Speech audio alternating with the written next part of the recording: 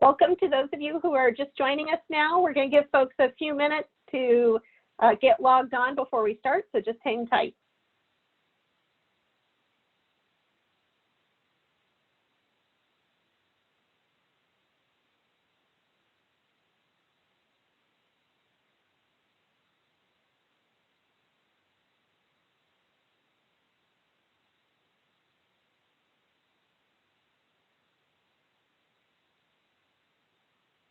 Welcome to those of you who are just joining us.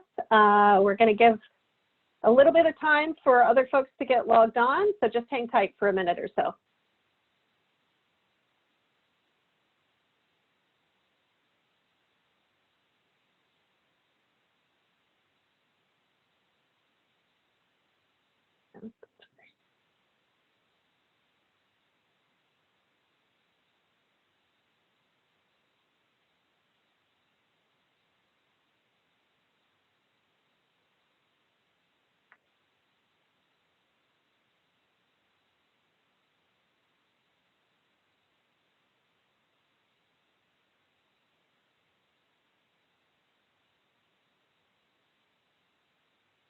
All righty, we seem to be stabilized around 90 people, so I think we'll go ahead and get started. Welcome to the weekly webinar for the UW School of Public Health. A couple of friendly reminders. So first one is that anyone's welcome to watch this, but it is geared towards the School of Public Health. So if I put out information about like, this is our policy, I'm talking about School of Public Health. So if you're from another organization or another unit within UW, please check with your supervisor to check and see whether or not what the situation is for you in your unit. Another key thing to remember is that we do not use the chat box other than if you want to share, for instance, a resource that you want everyone to be able to see throughout the webinar. But we don't use it for question and answer. We use the Q&A function, which you can see down at the bottom of your screen. And we do not use the raise hand function. So it literally is just, you post your questions and I'll read them off before responding to them or asking one of our panelists to respond to them. So we're going to do 3 different things today. So we're going to start same format as we've been doing for the last couple of weeks. The first bit is going to be some updates, both globally, locally, and in our school. And then instead of having panelists this week, I'm going to go through the governor's phase plan for recovery and sort of talk about it both in a public health context of like, why does it look the way it does? And also talk about what it means for us and give you some insights into sort of what to expect over the next couple of weeks in terms of more information coming out about what's going on, what to anticipate at UW in the coming months. And then the last part, we'll get to just any random Q&A stuff that people have, either about the material that I presented or about any questions that you have about COVID or policies at the school, whatever, we're here for you. Okay, so, and I do, yeah, when do we do this? Yeah, so I do have also a couple panelists with me who are the associate deans who are here to provide some updates in research, practice, and instruction. So those are Lisa Manhart, Janet Baseman, and Stephanie Farquhar, I hope is going to be joining us. So we'll get to them in a little bit. So first, our general update. So as of this morning, there had been more than 4.3 million total confirmed cases of COVID-19, with global deaths reaching more than 294,000. And nationally, we've seen more than 1.3 million cases and 82,000 deaths. Nearly all states at this point have started to ease restrictions in some way, but are not necessarily following the White House criteria. So I figured it would be helpful to sort of provide some context about what our own model looks like. Hopefully some of you caught yesterday's Senate hearing on safely getting back to work and back to school that featured Tony Fauci and Robert Redfield. They painted a pretty grim picture of the near-term future. Dr. Fauci said that without a doubt, the virus will be with us in the fall, and that we run the risk of a resurgence if we open the economy too soon, and pointed out that the United States overall still lacks critical testing and tracing capacity. Another point of contention that came up was the CDC's guidelines for reopening, which I'm not going to discuss today, because I'm going to talk about the Washington ones, which came out, were shelved. So how are we doing in Washington State? Washington State, so far we've had more than 17,330 confirmed cases and 962 deaths. Our hearts go out to everyone who has lost someone due to COVID-19 or who has loved ones who are sick and struggling. This is just a really hard time for everybody. And behind all these statistics, we know that there are real people who are loved and in some cases missed. It's been more than 5 weeks since we hit our peak day for deaths, which was April 5th. Some good news, the number of patients hospitalized at UW medicine facilities has dropped by half from its peak, with 59 patients as of late last week, so that's great. We're still, however, in a delicate situation, as evidenced by a slight rise in transmission rates in the last couple of days. Locally, I'm sure you guys have all been following, but late last week, Governor Inslee ordered some restrictions lifted. He said that non-essential retail stores could start to open just for curbside pickup, and that landscapers and pet walkers could work again. And as long as physical distancing was maintained, and employees were screened at the starts of shifts for those sectors. He also announced yesterday that a contact tracing team is ready to go. So nearly 1,400 personnel have been trained, including 630 local and state health officials, 390 from the State Department of Licensing, and 352 from the National Guard, who my understanding is were trained by one of our former SEALs who's now at DOH. Governor Inslee, okay, we'll let Janet talk more, We'll let Janet talk more about the contact tracing if you guys have questions later. Testing also steadily on the increase in the state. On May 6th, more than 7,000 tests were administered. It was still far below the 20 to 30,000 capacity per day that Governor Inslee would like us to have. So we're still working on boosting that capacity during this period. Some exciting news that 8 rural Washington counties have now been given the okay to move to phase 2, which we'll talk about more later, and the governor's 4-phase plan for reopening the state. And so they're enjoying that now restaurants could open at half capacity, and barbers and salons can reopen, et cetera. We'll go through some more what phase 2 means in a little bit.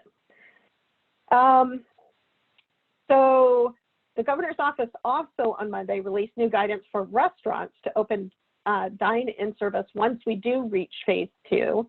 That includes 13 measures that include physical distancing while eating and in waiting areas. Customers will have to wear face coverings when they're not at the table, and restaurants will need to keep a daily log in place where they monitor the times that customers come and go for contact tracing purposes, and they have to keep that for 30 days. Hopefully all of you guys heard that on Monday, Public Health Seattle and King County issued a directive on face coverings to slow the transmission in our local areas. This applies to supermarkets, farmers markets, stores, pharmacies, carry-out restaurants, public transportation, and outdoor areas where you can't maintain physical distancing. And so it won't be enforced in the sense that no one's going to arrest you if you're not wearing your face covering. However, they're looking at it as an opportunity for education. So people who, if they get stopped because they're not wearing a face covering, will get educational information about the importance of face covering. And the county officials are definitely counting on people that hopefully people will start to comply more with the face coverings, with sort of upping this level of guidance. That goes into effect this coming Monday, which is May 18th. SeaTac Airport also just announced some public health measures, including that travelers and staff have to wear face coverings starting on Monday, and that a temperature screening program should be in place by June 6th. Some updates from the UW campus. UW Medicine announced a depressing projected $500 million shortfall over the next couple of months. This is due to loss of income because they haven't been able to do elective surgeries and non-urgent care, as well as extra costs that are related to COVID-19, for instance, for all the additional PPE that's been required. So staff cuts, furloughs, and senior leadership pay cuts in the medical center are definitely possible. But we don't know at this point whether there'll be impacts for academic units that are based in the School of Medicine or what those might be. Washington State overall projects a $7 billion loss of revenue over the next 3 years. And at this point, the University of Washington is still planning to hold in-person classes in the fall with some major caveats. The large lecture classes will likely be online. We'll talk about that more later. We're also starting to see some other universities cancel in-person fall classes. So Cal State University System announced on Tuesday that it's going to hold all of its fall classes online. This is the country's largest four-year public university with about 500,000 students. Western Washington University also said on Tuesday that it will host a mix of online and in-person classes in the fall, which is probably what we will be doing as well. We also got some new guidance about accommodating high-risk employees from UW-HR. We'll provide some links to that in the slides that I'm going to show you. But if you have questions about accommodations for individuals who are at higher risk for severe symptoms associated with COVID-19, please do follow up with either the HR manager for your program or department or with Megan Herman, who's the HR manager for our school. One interesting little factoid is that what we're seeing here in King County is that fewer people are calling 911 for heart attacks and strokes. There's been a 25% drop in people calling 911, which clearly means that people are reluctant to call in those services during the pandemic. There's correlating with that, I guess, is that that the people who are calling are the people who really need immediate service, and so they're seeing a 10% increase in the number of individuals who are dead on arrival when the paramedics arrive. So sobering news of sort of these secondary impacts that we're seeing of the pandemic. So with that, I'm going to turn it over to Janet, who's going to tell us a little bit about updates from practice. Hello. So, you know, it's funny because all of this discussion feels like practice to me. All of the discussions about the phases and the reopening. So I don't want to be redundant. I guess what I'll do then is just maybe talk about the contact tracing piece that Hilary passed to me. So right in the newspaper, it was announced that a bunch of folks have been trained. I just want to give a little bit of, it's just kind of interesting nuance to that, which is that the bringing in the National Guard and these other folks that are state employees was at the governor's request specifically, and that training of that workforce was stood up indeed by a former SEAL, but in like 48 hours. So it all had to be brought together very quickly, as so many things have been in COVID world. So one of the interesting nuances is that jurisdictionally, case and contact investigation work rests with the counties.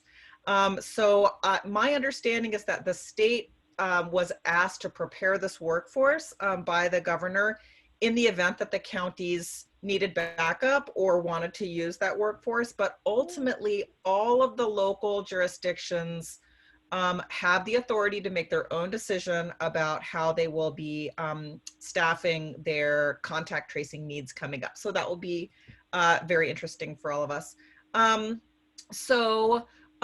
There are a lot of contact tracing training options that have become available for those folks who are interested. There's one from NACCHO. There's a new one that was announced, a Coursera course. And right here, our Northwest Center for Public Health Practice is leading development of our own module. And the SEALs and I are helping with that, and that will be ready next week. So we're excited about that.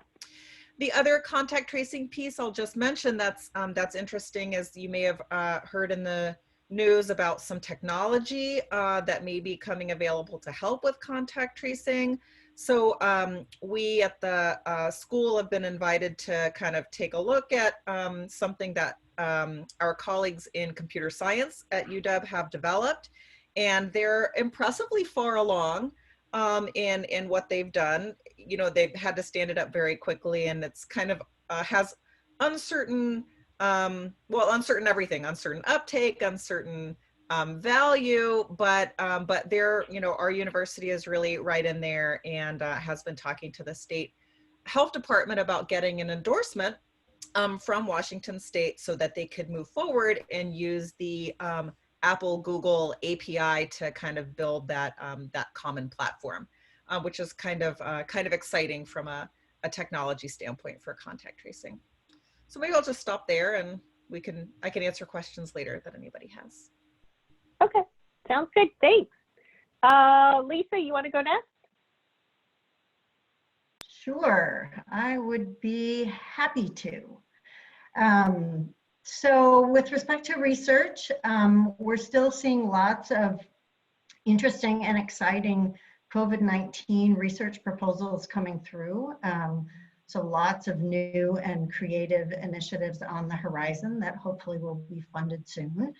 As I mentioned earlier this week in another venue, NIH has really set up a nice process for expediting these proposals. So things are getting funded quickly. Here at home, we're still in phase 1 of reopening plans with respect to research at the University of Washington. In that phase, last week, there were some additional laboratories in the School of Public Health that were given the go-ahead to begin ramping up work again. And they are in the process of developing their return to in-person research plans to do this safely. So that's exciting.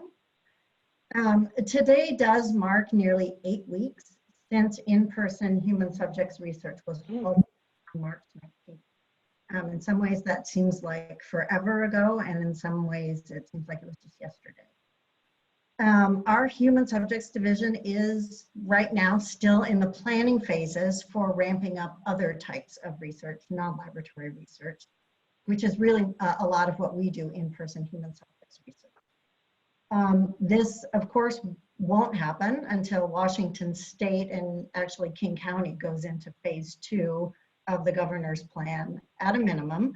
And of course, will be guided by local public health recommendations. But it's really exciting to see the planning happening, meaning that we're starting to think about going down that road, and we'll be sharing this information as it becomes available. As we begin returning to our research work on campus, we should expect to do this differently, much like everything in the world now will be done differently. We'll need to keep the density of people low. So this may mean that we need to stagger times when research staff come in. We'll need to continue to do as much work remotely as possible. We will be wearing cloth face coverings in common areas, and we'll need to develop strategies to continue to observe physical distancing. And importantly, the surgical masks, some of which have been made available by the university, really should continue to be reserved for people working in clinical areas and in laboratories where experiments require them. And you'll be seeing more information coming out in the near future about how we're going to manage and handle masking and cloth face coverings. So I also will stop there and be at the ready to answer any questions when we get to that point.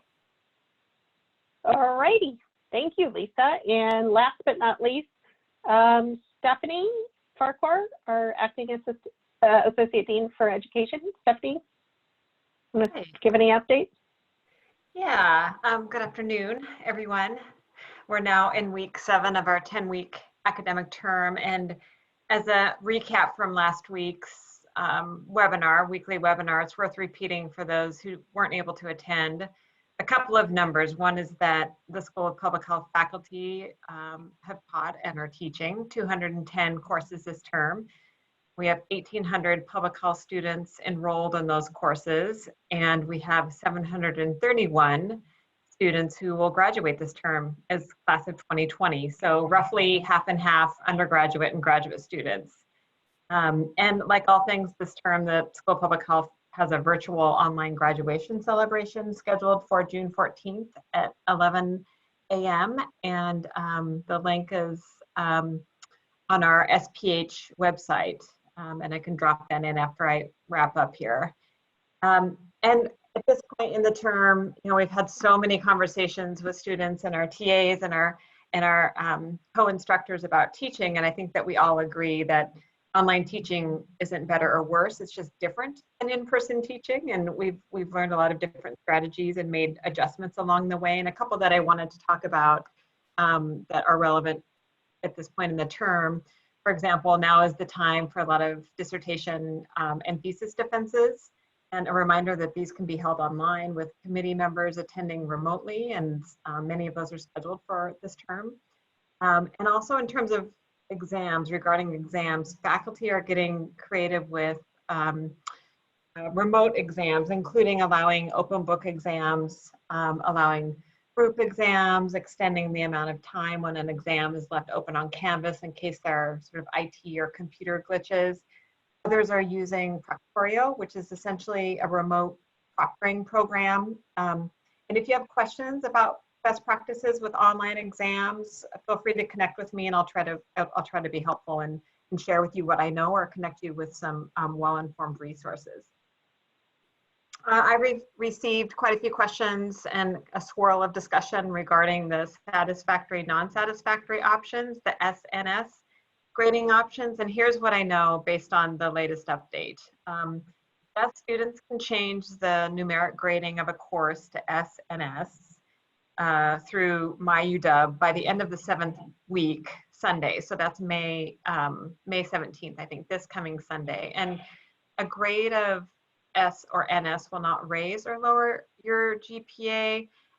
One thing to be aware of is that grade of S or satisfactory may not count towards degree requirements or your major or graduation. So you should check with your advisor and instructors to make sure that you won't be surprised or caught off guard if degree requirements or graduation requires a numerical grade. However, Faculty Senate is considering a change that would in fact allow S grades that are earned this quarter to count towards graduation and degree requirements. So the proposal would also increase the number of credits allowed of S credits to more than, I think the cap is 20 or 25 right now, would extend that beyond that ceiling. So all undergraduate students who are enrolled this spring will receive an email from the Office of the University Registrar in mid-June confirming whether Faculty Senate proposal was approved.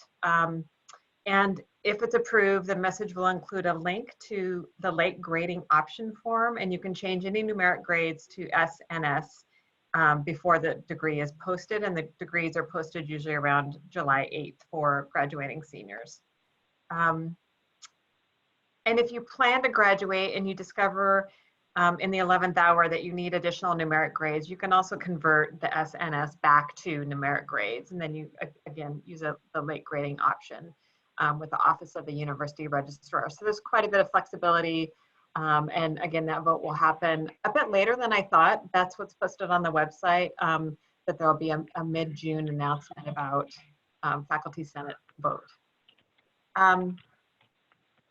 Another update is that all instructors, you'll recall, had the opportunity to use mid-course or mid-quarter evaluations to get a sense of student engagement and learning.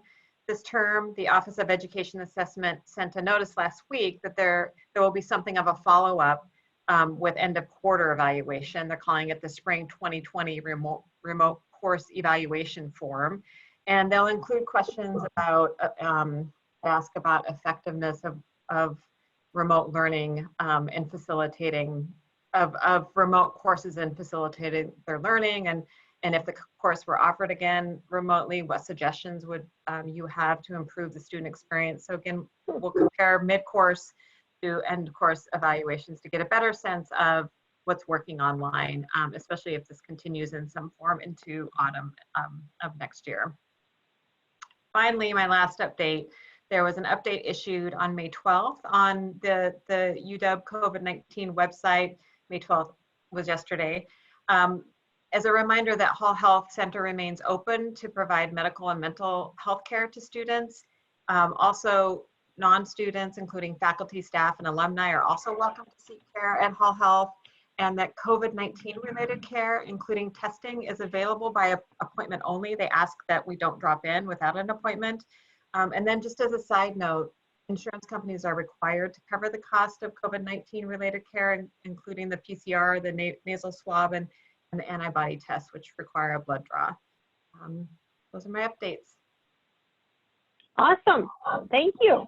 So I'm noticing that we actually have some questions that are related, Stephanie, to you and Janet. So I thought maybe we'd do those now, and then the more general ones we'll do, or if people have additional ones later, we can do them at the end.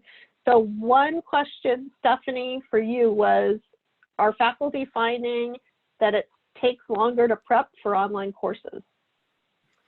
That's what I was doing right up to this webinar for my 8:30 a.m. course tomorrow morning. You know, longer. Yes, I think in part because if you've been teaching a course in a set of concepts and competencies in person, using activities that are tried and true that really do seem to be evidence-based teaching and to kind of do the job in terms of relaying competencies and skills. Having to be a bit more creative about not being able to meet face-to-face requires thinking about the limitations of not having in-person interaction and being online. So I think that as we transition or amend, modify our courses to be online, it does take certainly time to get the course in shape to be effective. I think it also takes more time to just share the information and the content online than it does in person. We're finding that we're able to cover less content than we are face-to-face, just because of the transitions that are required when you're online. It's just more difficult to get through the material. Oh, that's fascinating. And we have a question for Janet. Janet, can you provide an estimate of the COVID case to contact tracer ratio required for contact tracing? For example, if King County has 100 new cases per day, how many contact tracers would be needed to keep up? This is like the million-dollar question, because I've heard like 50 million different answers to it. Well, and you know, obviously I don't know the definitive answer, but luckily I saw this question before you asked me, and I actually tried to remember what I had read, and I even did some math for you. Okay, so there are some reports that give an average number of contacts generated per case. So we could start there, and it's around 50. Obviously, we've heard about some of these super spreaders, like one of the New York early cases who, you know, had so many contacts. So this is really highly, highly variable, and it's going to change a lot over the course of the phases of reopening.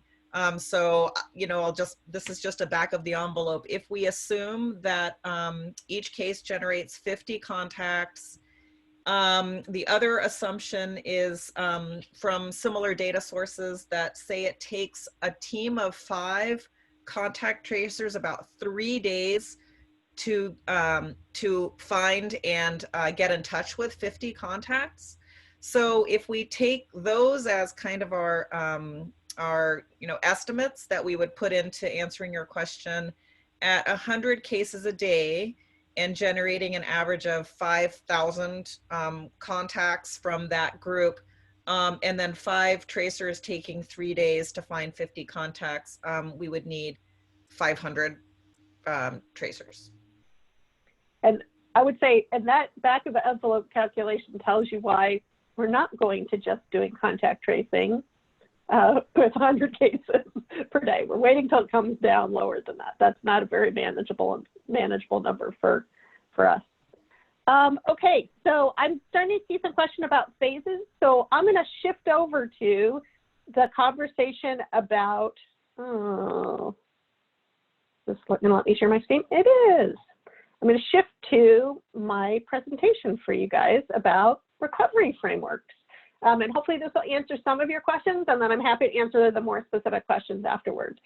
Okay, so I realized I was giving this presentation for a lot of outside groups who are asking, for just sort of a tutorial on what does recovery look like. And then I thought, hey, we don't have any panelists. Well, we have our regular panelists, but we don't have any special panelists this week. Maybe you guys would appreciate hearing it. So here it is. Okay, so I always start off this conversation by saying, let's just remind ourselves how we ended up where we are right now in the first place. Why did we end up using these community level social distancing constraints? Because it gives you some framework to think about what we might need to have in place before we could start removing some of those social distancing constraints. So the big one that you hear about in the media all the time is that we don't have a vaccine for COVID-19. That's because it's a new strain of coronavirus. And of course, we are hoping that a vaccine will be developed.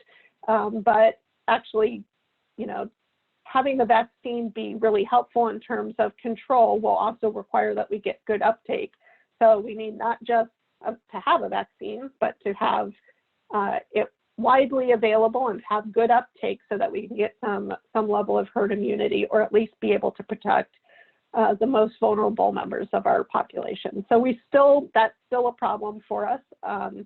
And the estimates right now are somewhere between 12 to 18 months at a minimum to get a vaccine in place. Could be sooner, but it also could be longer. The other thing that because it's a new coronavirus, we didn't have tests when it first emerged on the scene.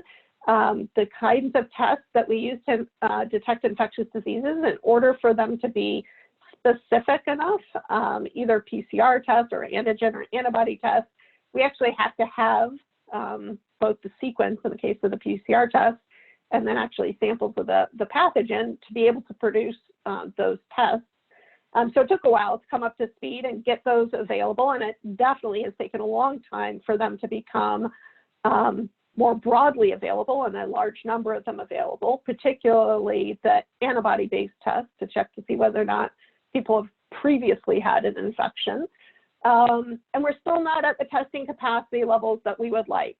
That's not, people initially thought, oh, that's because we don't have the lab capacity. It's actually more complicated than that. We also are still struggling in terms of supply chain to have the swabs that we need to do the testing, all the PPE that we need to do the testing, et cetera. So that's a big endeavor, bringing that capacity up locally, and also making sure that the global supply chain for all those test reagents and swabs and PPE are available consistently, so that everyone can be doing the high levels of testing that we would like to see. Then the other things that are sort of inherent issues related to COVID-19. One is something that from an individual perspective sounds super awesome, which is that the majority of people who get infected with COVID-19 have mild to moderate symptoms, and in some cases don't even know they're infected. So while that's totally awesome if you're an individual person and you're looking at sort of what's my chance of feeling really crummy if I get infected with COVID-19, it's not so great for us in terms of public health, because it means that, and particularly because asymptomatic individuals can transmit infections of COVID-19 makes it just really, really challenging to use sort of conventional approaches of identifying who's sick, isolating them, and using our traditional contact tracing approaches. So it just further complicates the situation. And then, as we've all seen, both on the international scale and national scale, that other part of the equation of that 20% of individuals who do experience severe symptoms, a significant percentage of those individuals require really intensive treatment, and including a high percentage of people requiring needing to be put on ventilators. And that is both problematic in terms of the our capacity to help those individual people, but also in general taxes our healthcare capacity in a way that is very different from what we see. So normally we're used to these big upticks in terms of care that's required seasonally for seasonal influenza. This vastly exceeds what that normal surge is, and has been really swamping our healthcare system.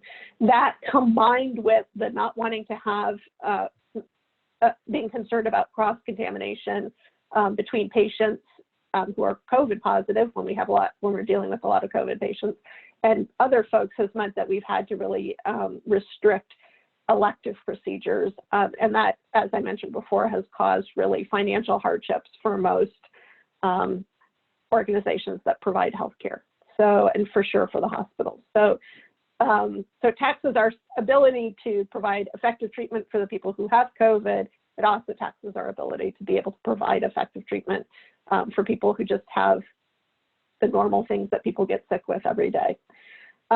So the combination of all those things are the reasons, and then this big uptick of cases because we had so many people who were immunologically naive, are the reasons that we ended up having to put these social distancing, community level social distancing restrictions in place in the first place.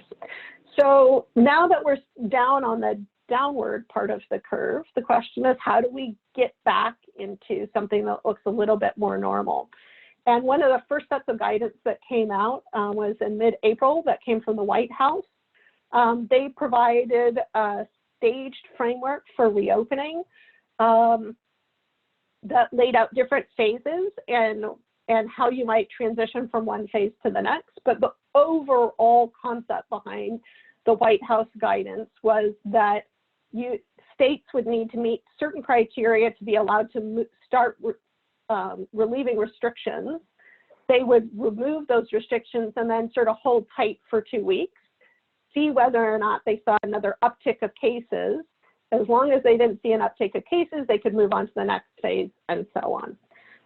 So that you'd sort of have these like staged levels of removing restrictions.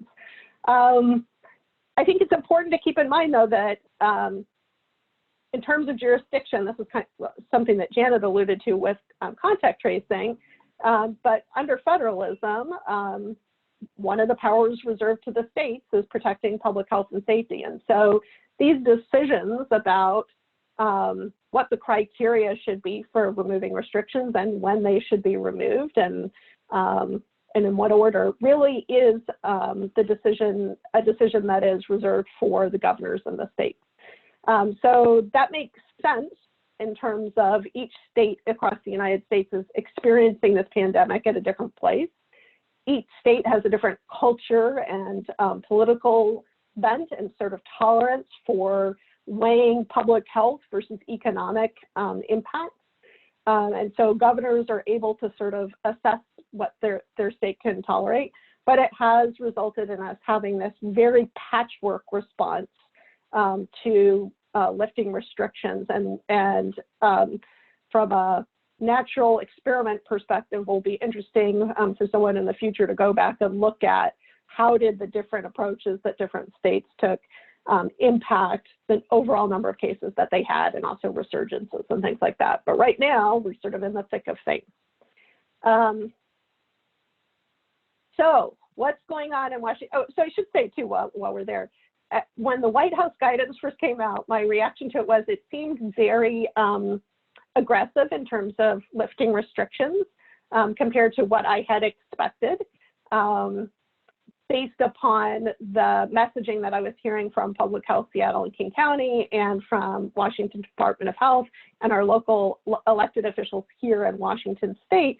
And so at that point, I don't know if any of you heard me talking about this, but I was like, so this is sort of like a baseline, and states will, that's a minimum requirement that they have to meet, and then they'll go up from there. That was not how all the governors interpreted it, as you all well know. So there are some states who were not even that restrictive. But not surprisingly, our governor, who is much more aligned with sort of public health guidance and has really been listening very closely to our fantastic public health leadership in the state, came up with a little bit more measured approach that's a little slower to come back in. And so he announced this 4-phase approach, which on the surface of things might sound kind of similar to phases in the White House plan, but it's quite different once you start getting into the details of it. And in particular is very different in terms of how we think about the triggers for moving from one stage to the next. So what I thought I'd do is sort of walk you through these different phases and what they look like.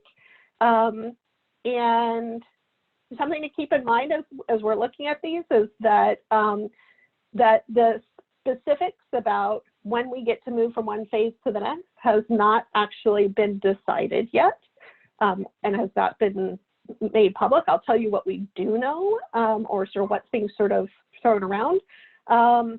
But there's still some unknowns about this plan. It gives us a general framework, but it's not like we know that on October 1st, we're definitely going to be in X phase. What we do know is that we will spend at least 3 weeks at each phase, with the exception that the governor allowed that he called out specific counties that were allowed to petition to move to phase 2 early. And I guess it's possible he may allow them to move to other phases early as well, because they had very low numbers of cases and were very rural populations where there wasn't a lot of congregating of people. Okay, so here's where we are right now. We are in phase 1, which is the status quo, which I sort of refer to as a time of limited testing and contact tracing capacity. But it's important to remember that we also still have significant community transmission right now. So it's not just that we don't have any vaccines or effective therapeutics still, and we still don't have the level of testing. We're getting there on contact tracing, but we're not quite there. They're still working on how each county is going to roll that out and what systems they're going to use.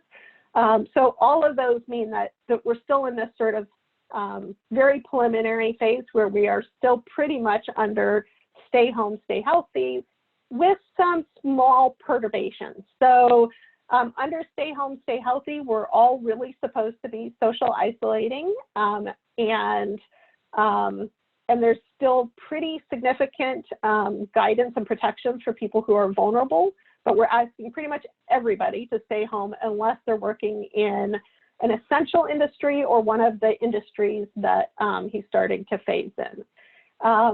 We're starting to see some outdoor activities being phased in, which I think we're all grateful for, particularly now that it's getting to be really nice out. But we're still no in-person schools or camps for kids, no large public gatherings, and limited to only essential travel. For those of you who haven't been following this daily, because I feel like I'm sitting there like, you know, like it's my alternative to the way I used to look at brochures about travel. Right now I'm looking at the different phases like, ooh, what can I look forward to in a couple of weeks? So right now, here's what we have. So essential businesses that were allowed to be open during stay home, stay healthy are still open.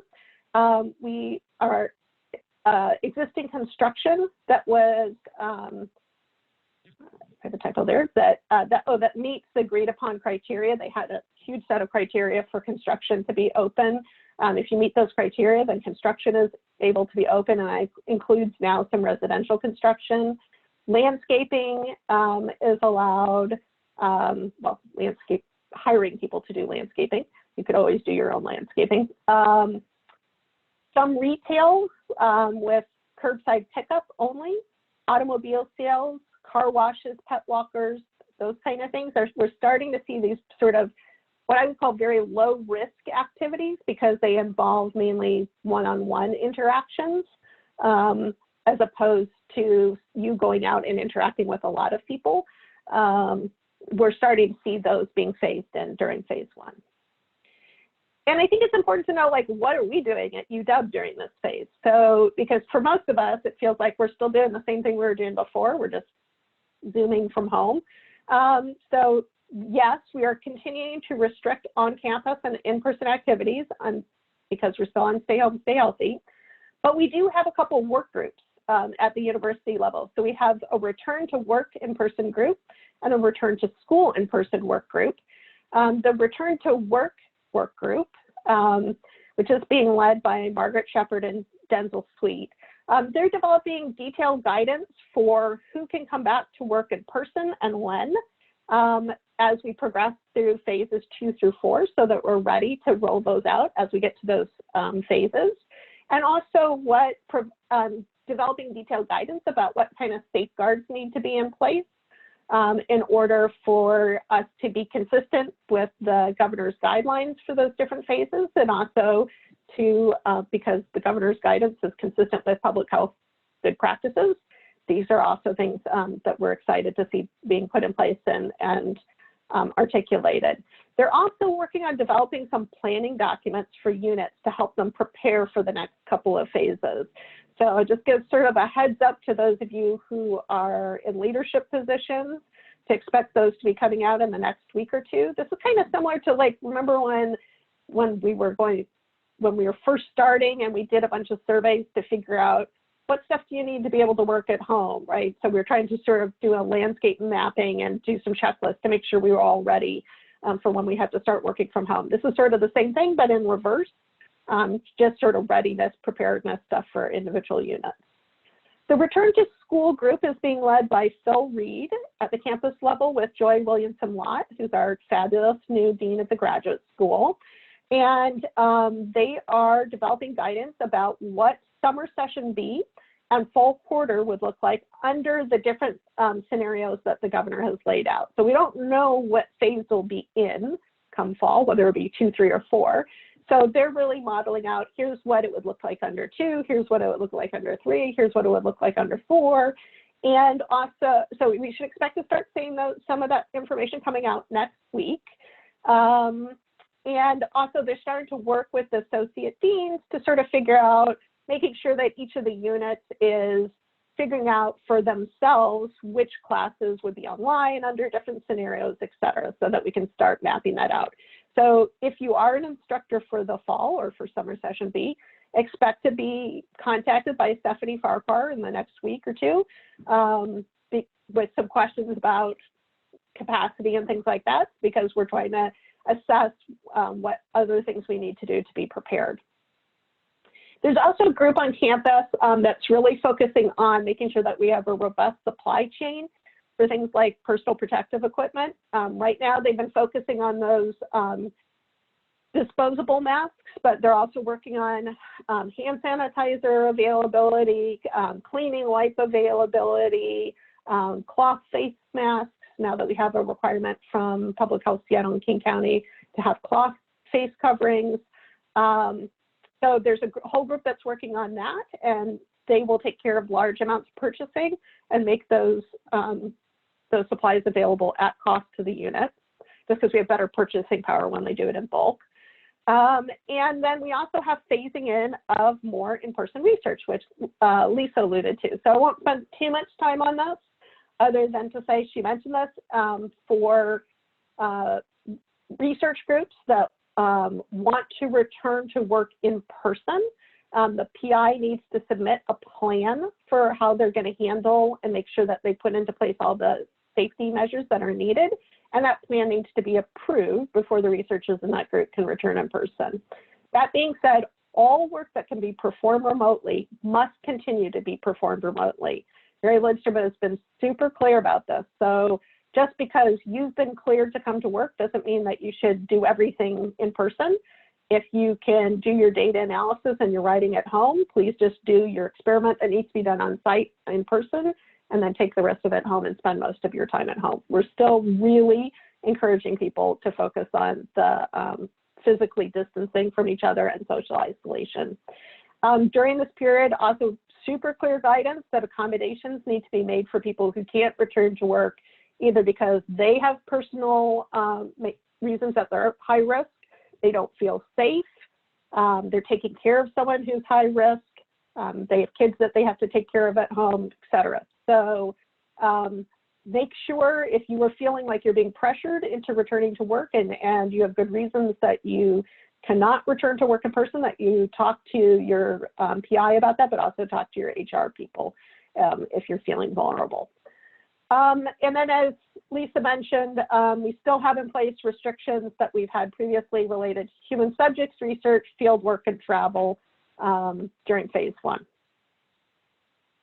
Okay, so how do we know when we get to move to phase 2 and further along? So this is a question that Governor Inslee was getting a lot of pushback from, where people they wanted greater transparency of how could we know when we're getting close, as opposed to just having to wait for you to say, yeah, we're good to go. And so his team stood up this dashboard that has these little speedometer readings.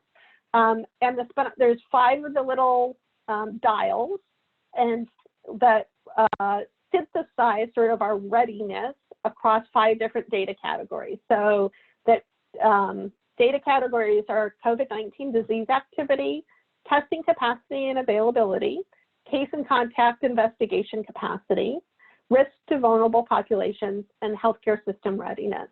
And if you go to the site that I've put there, you can see where we are on each of these dials.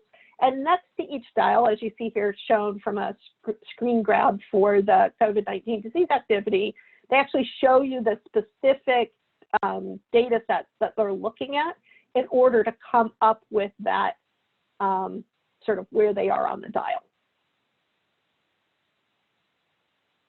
Okay, so I just want to point out, one thing that it's easy to forget, but that one thing that has really sort of complicated our return, and the reason why we had this extension of stay home, stay healthy, was not just because we didn't have the testing capacity and contact tracing capacity in place. It's also because our return back down off of the peak of COVID cases has been much more shallow than, well, at least than I expected. Perhaps the disease modelers knew more than I did. And I guess when I look at some of the modeling projections that were based upon what happens if you flatten the curve, we could have expected that this would happen. But anyway, we're not returning as quickly down to baseline as we ramped up. So I just point that out in terms of that's yet another complication. And again, one of those disease styles that they're looking at in terms of deciding when to move to phase 2. So when we do get to go to phase 2, the soonest that would happen would be the first week in June, but it could be later than that. So the guidance that the governor has laid out is once we are able to move to phase 2, that those individuals who are most vulnerable to severe symptoms are still going to be asked to abide by stay home, stay healthy. So continued guidance and protections for the people who are most vulnerable. However, we'll start to see that more outdoor recreation being allowed, so up to groups of 5 people from outside of your household, and likewise being able to gather with up to 5 people from outside your household per week. So it's like having people over for dinner maybe. Some limited non-essential travel. We'll start to see phased opening of businesses, and I'll show you on the next slide which businesses they're talking about. And then, but the key thing to remember is during this period, continuous monitoring for resurgence and the possibility of reinstating restrictions. So the other thing that groups are still trying to figure out is not just what are the metrics to move from phase 1 to phase 2, but how would we know as we're monitoring while we're in phase 2, not just do we get to move to phase 3, or do we need to sort of dial back and put back in place some of those restrictions because we're seeing too many cases. So there's a bunch of things that still are to be determined. So I get a lot of questions about, are you going to make me come back and do X? And I just wanted to remind people that the guidance has protections for high-risk populations through the end of phase 3. Those include, but are not limited to, individuals who are over the age of 60, individuals who have previous heart disease or lung disease, diabetes, high BMI. So there's a number of different categories. So if you are feeling like you are vulnerable and because of your own personal history, or you're taking care of someone who's vulnerable, then let us know so that we can, you don't need to let us know what the issue is, but let us know that we need to work on accommodations, work with your HR personnel. Okay, so in phase 2, what are the businesses or employers that can reopen? So the remaining manufacturing, which is exciting because that's a big part of our economy. So really important to individuals and also just reigniting our economy and making sure that supply chains reopen. New construction reopening completely. In-home domestic services, retail, some in-store purchases allowed with restrictions. Real estate reopening. Office-based businesses, with the caveat that telework is still strongly encouraged. So that would include us. Hair and nail salons and barbers, house cleaning, and restaurants can open up to 50% capacity with tables less than or equal to 5 people. So that's something to look forward to. Okay, then at some point we get to move to phase 3. So at some point we've stabilized or perhaps even improved the situation, even though we've lifted up those restrictions, metrics still TBD, and we get to move into phase 3. Under phase 3, we lift up even more restrictions. So we still have continued guidance protections for people who are most vulnerable, who are asked to still stay home, stay healthy. But we can have outdoor recreation involving up to 50 people, gatherings up to 50 people. We could resume non-essential travel and phase openings of businesses that involve more people interacting with each other, and I'll show you those in a second. But still during this period, this continuous monitoring for resurgence and possibility of reinstating restrictions. So we're still heavily dependent upon that contact tracing to sort of identify those people who are infected, who they've been in contact with, getting those people to self-isolate, as opposed to having everyone stay home, stay healthy. But if we're not effective at keeping the people who are potentially infected to stay home and self-isolate, then lifting these restrictions from phase 2 is not going to work. So there's going to be a lot of educating the public about the importance of staying home, even if you're feeling great, if you've been exposed to someone who's known to have COVID. So this is important for us at UW because this is where we first start saying like, hey, up to 50 people, that means we could have small classes meeting, right? You can't have big lecture classes. We still have to maintain social distancing, but we could imagine that small classes where people were spread out, maybe in a larger room than normal, that we could start to have small classes. So for in phase 3 in the fall, as we hope we will be, then we would expect to see in person for those small classes with some caveats. And those caveats and all that is what that back to school work group is working on.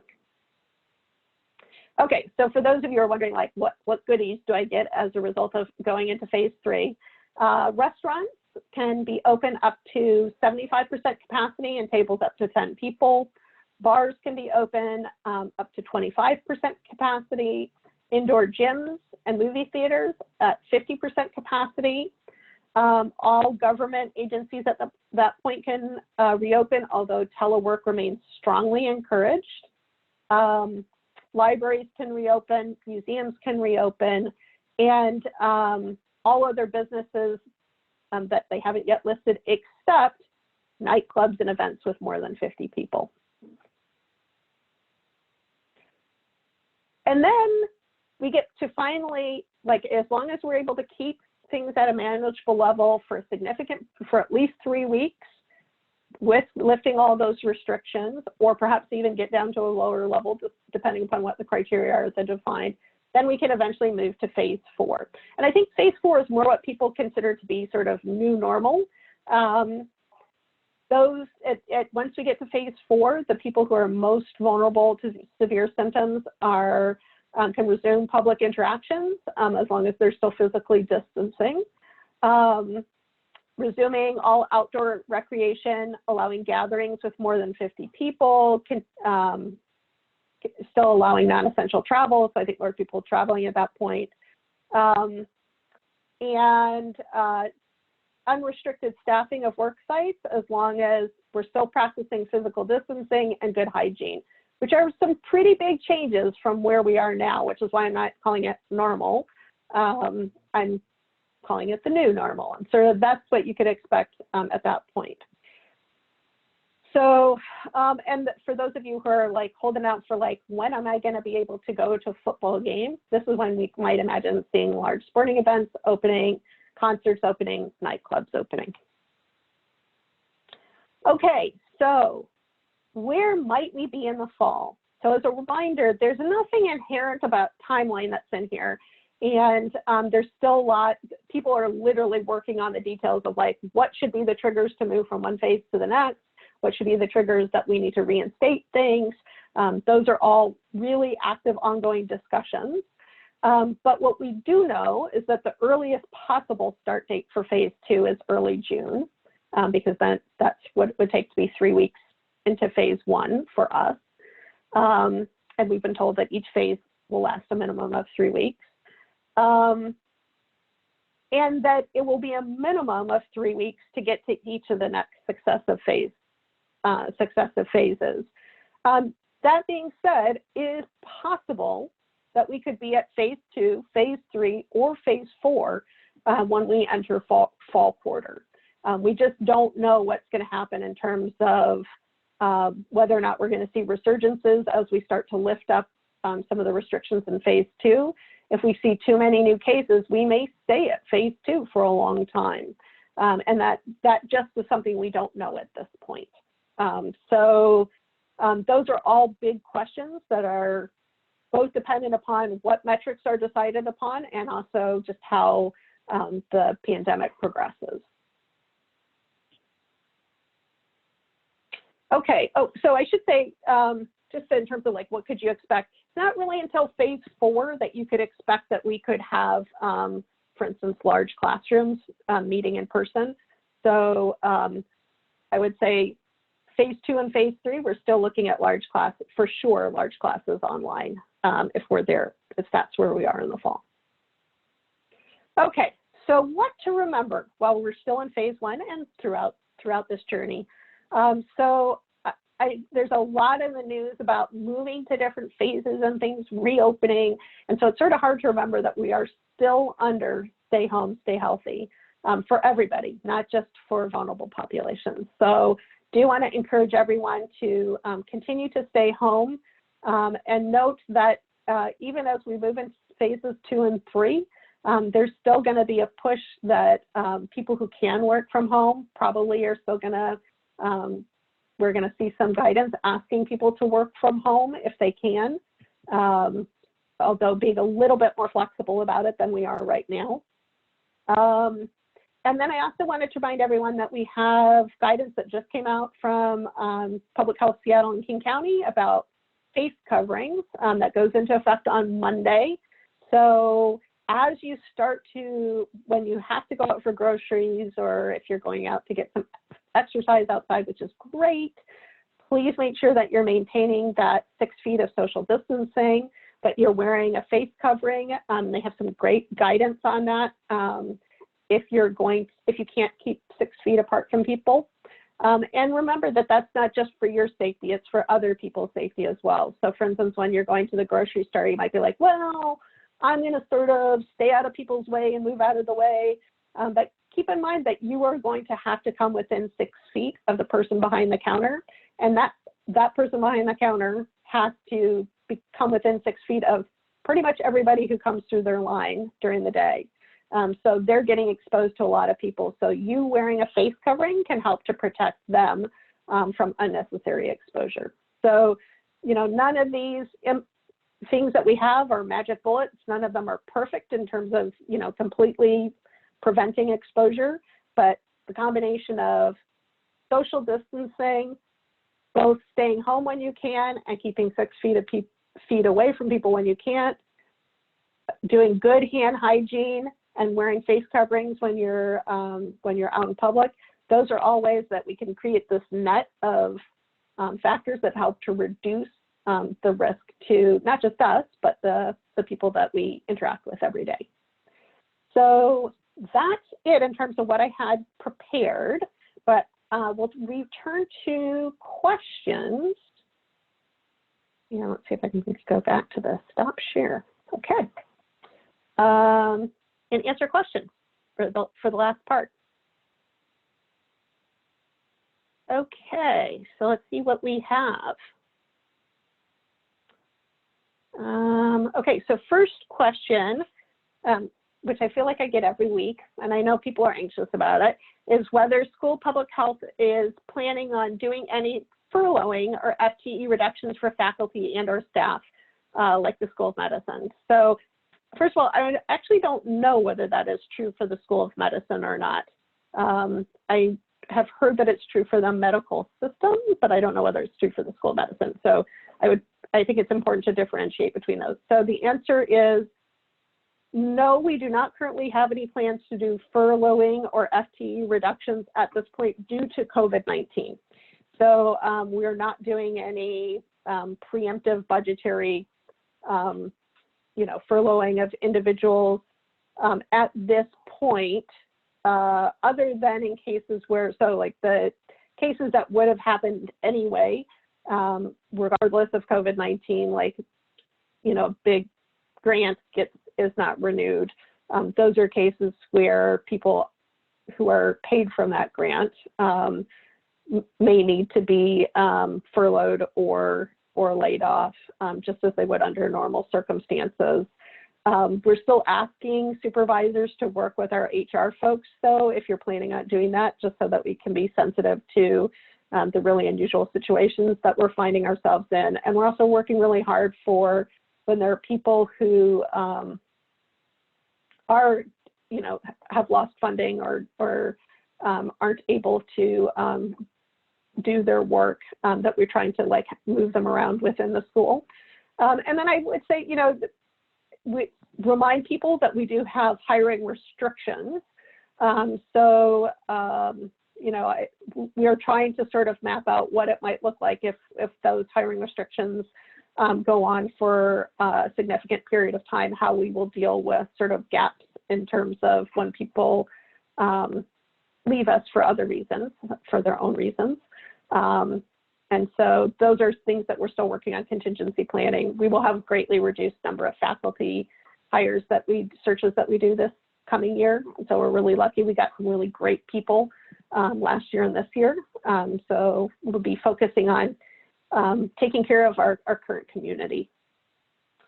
So the next question was, what does phase 2 look like for SPH staff?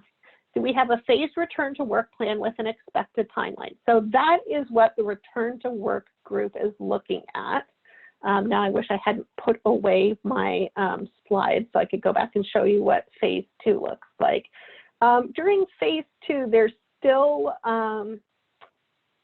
really pushing that people who can't, this is not us pushing UW, this is the governor's office pushing that people who can work from home do work from home. It's just shifting to be a little bit more, so right now in phase 1, it's more focused on, in order to work on site, you have to meet 3 requirements. You need to have to work from, you can't work from home, so it has to be on site. It has to be essential work, otherwise we ask people just to do other things. And also you have to be comfortable coming back to work. I think what you can expect as we move into phase 2 is the one thing that will change and it has to be essential. But you still, I think my best guess is under phase 2, we're still gonna see mainly saying to people, we'd still rather you work from home so that we limit the density of people on site if you can work from home and you can get your work done. Again, providing accommodations for people who are vulnerable or who have other extenuating factors related to the COVID-19 crisis that keep them from being able to work on site. And we don't really have an expected timeline because we don't know how long phase 2 will last. So once you get into phase 3, I think things will loosen up a little bit more about like people who could work from home being allowed to come back in and working in person, and us figuring out staggered work schedules and that kind of stuff. That's sort of what all the planning is that's taking place right now, is to figure out what that might look like. But we don't know when we're going to enter phase 3, other than it will not be sooner than the very end of June. And my guess is it'll be later than that. Okay, we got some questions for Janet.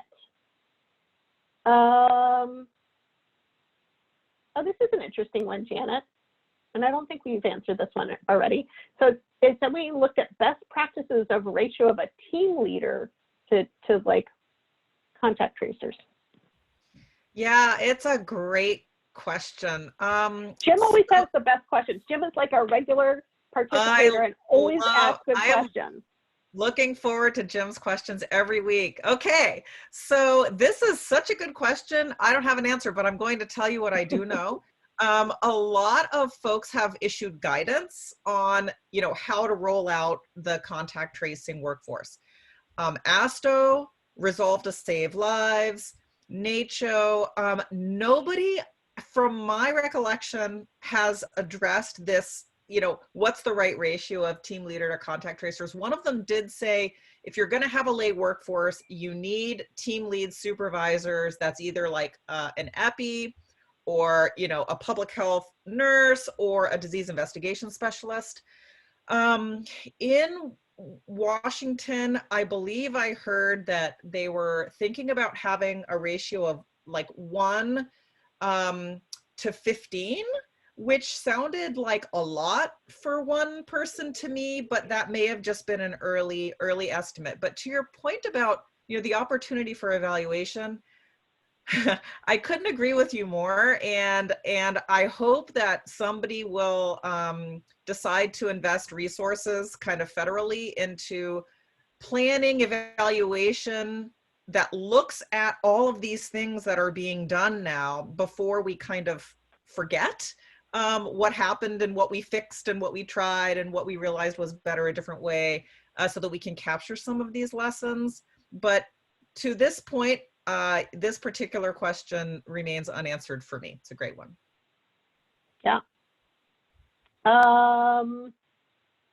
And a comment from Jim. Oh, he also points us to, actually, you know what? Maybe, Shoshana, can you copy Jim's link to the ASHO site, their roadmap to recovery, over to the, or maybe Jim can do this, over to the chat box, so that we can keep that for other people to see. It doesn't disappear. Okay, so Jim again says, what is SPH class enrollment for undergraduate and graduate classes in summer session looking like? Any changes seen as yet? Wow, I don't actually know the answer. Stephanie? Oh, hi. Hi.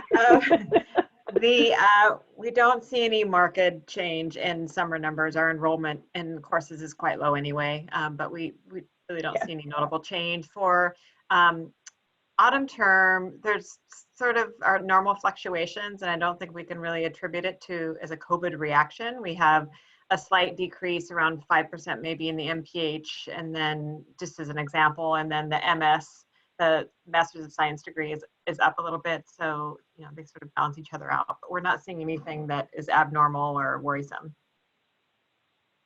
Yeah, and acceptance rates, that's what you were just talking about, acceptance rates for the That was acceptance rates. MPH. Yeah, they're a little bit lower, but for the MPH, but not much. Yeah, and So balanced I out would by say an increase. I would say within the natural fluctuation that we see year to year anyway. Correct. Yeah. Yeah. Yeah. Someone asked, will the PowerPoint be available? You betcha. Absolutely. Jeff will put it up on the webinar site.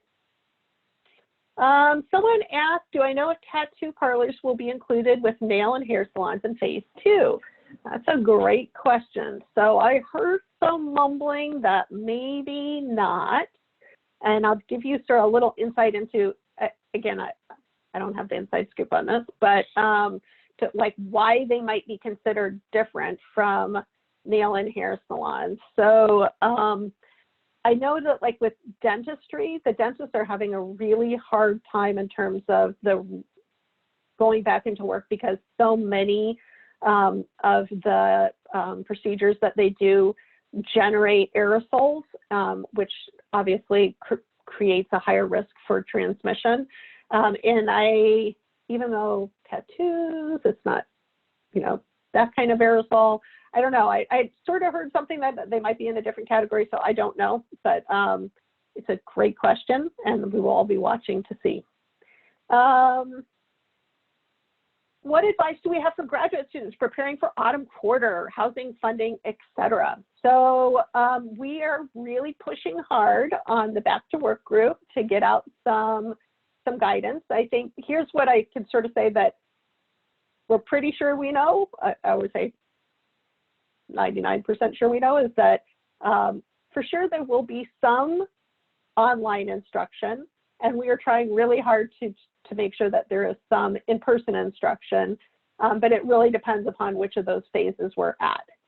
So we will make sure that we're, you know, accommodating people who are sick, who can't get here because of travel restrictions, if we're in a phase where there's travel restrictions or there are visa issues. But we are hoping to have at least those smaller classes and discussion sections be in person, which we should be able to do if we're in phase 3. And so knowing that we're moving, well, we could move to phase 2 as soon as the early part of June. I don't think it's unrealistic to think that we could be in phase 3 by the fall. It's not guaranteed, but I think, you know, if I'm not sort of a betting person, but if I had to bet, I'd say like probably pretty good chance that we'll be in phase 3. I'm a little less confident, but about phase 4, I think that's a longer shot, but phase 3 seems like something we could be there. So if that's the case, then we'd have the option of having in-person classes, and that's certainly what we're hoping for. I've sort of heard the opposite too from faculty, which is like, what should I be expecting? And I would say to faculty, make sure that you're expecting that you're going to need to be able to provide online options for at least some of your students.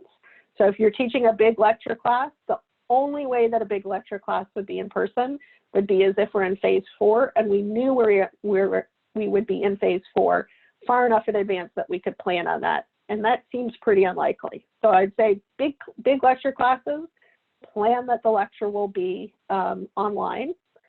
Small classes, you need to be a little bit more agile, and we're going to sort of play it by ear.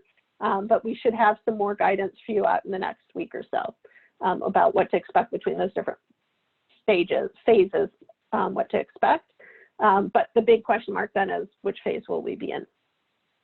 So instructors, be prepared to teach online, and we're going to have all sorts of supports in place to help you get ready over the summer. But hopefully there'll be some in person. Okay, when we return to campus, what should we do if there are staff members who refuse to wear masks? That is like the $1 million question of the day, where it's like all the work groups that we're having that conversation, like, what would we do?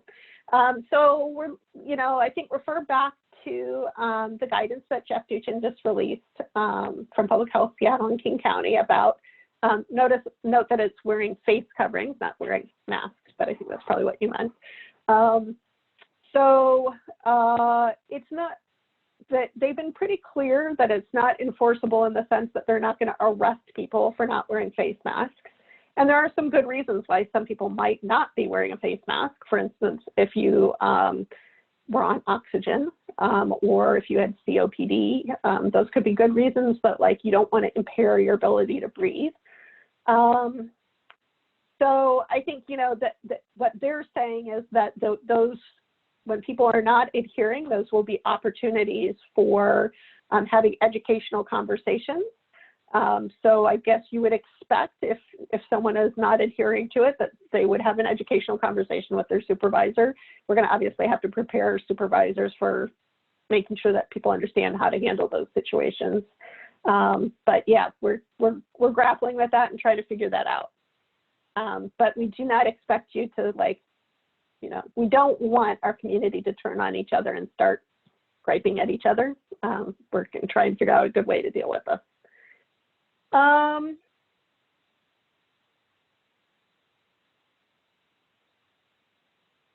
Mark, hi Mark. Mark Overly says, effective contact tracing will lead to an increase in positive cases. Yes. This will alter the epidemic curve of reported cases, but may not reflect true incidence. How will this inevitable increase be interpreted to determine change in recovery phases? Again, another total $1 million question. Really good one, Mark. And I bring this up because we're, for the Mayor's Advisory Group, constantly having these discussions of the pros and cons of different metrics. And Janet looks like she wants to weigh in as well.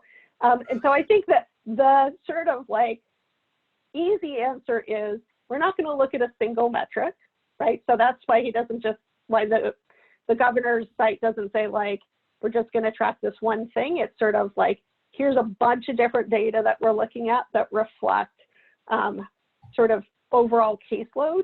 I mean, I would actually point out the opposite is also true, Mark, which is that as we boost our testing capacity and start testing more people who are asymptomatic, hopefully we'll also decrease, you know, cases, you know, that the incidence rate also is going to change, right? So anyway, TBD, these are the things that the people are sort of mulling over in terms of like how to, like, what metrics to use and what cutoffs to use. And Janet, you look like you want to say something too.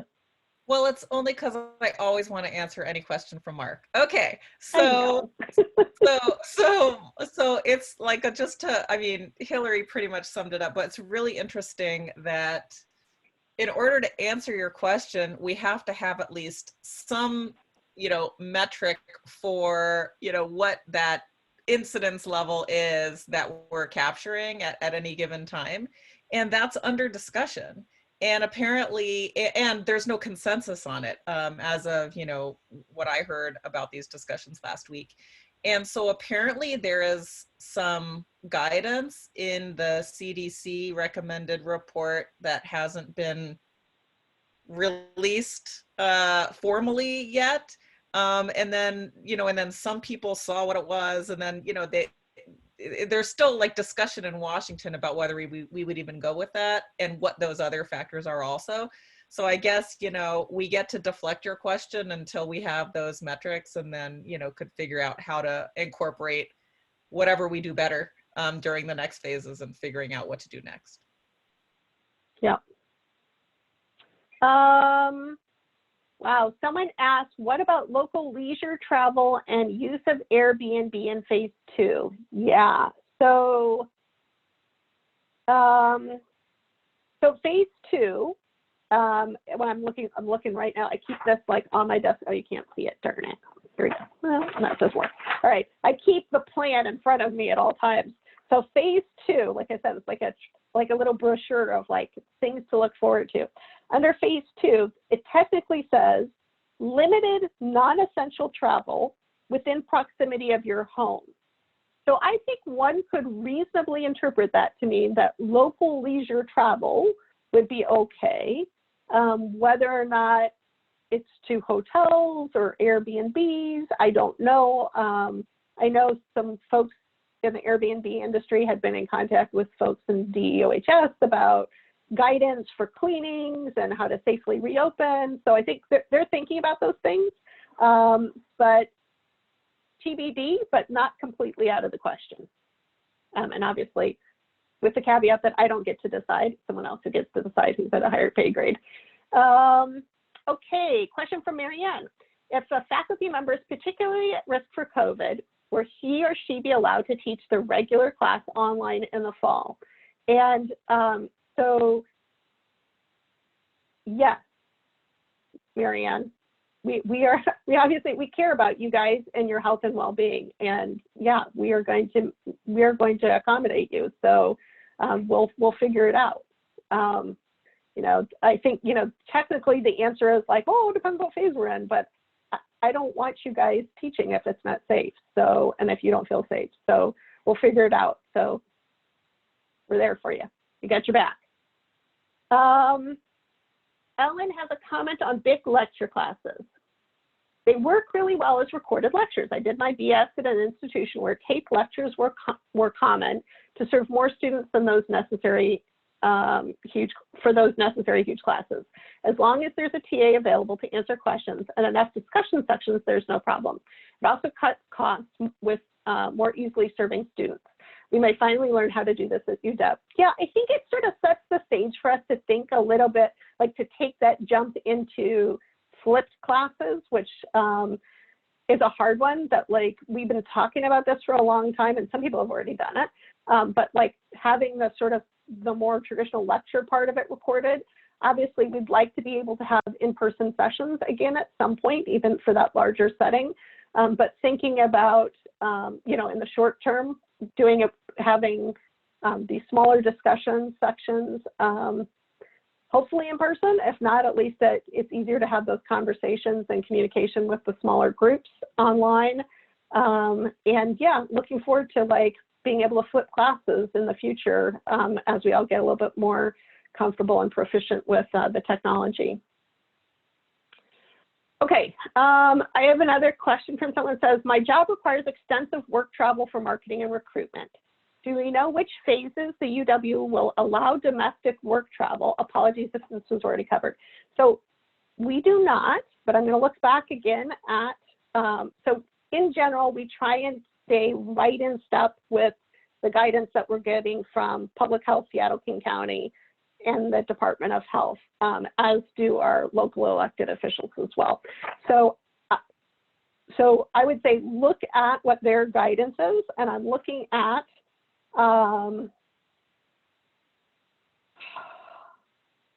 so under phase 2, it looks to me like it would be allowed to do, you would be allowed to do non-essential travel, which this would count as, within proximity of your home. And it wouldn't be until phase 3 that you could do non-essential travel, which this would qualify as more broadly. So, and so probably not until phase 3, unless it's local stuff here. But there's a couple big caveats on that. The big caveats are that we will wait and see what Public Health Seattle and King County says. And then also there are some cases where it could be that that there's additional guidance from the university. But like I said, we've been pretty much in line with the local guidance from our local health leadership, because they're awesome and they're doing a great job. So keeping us safe. I think that is it for the questions. We're ending like right on time. Thank you all for the great questions. Thank you all for joining us. Thanks to our panelists for joining me today. Hope you guys get to go outside and enjoy some of that nice sunshine, keeping your 6-foot distance from people, and covering your face as appropriate, washing your hands. Stay healthy, stay happy, stay connected. Talk to you soon. Bye.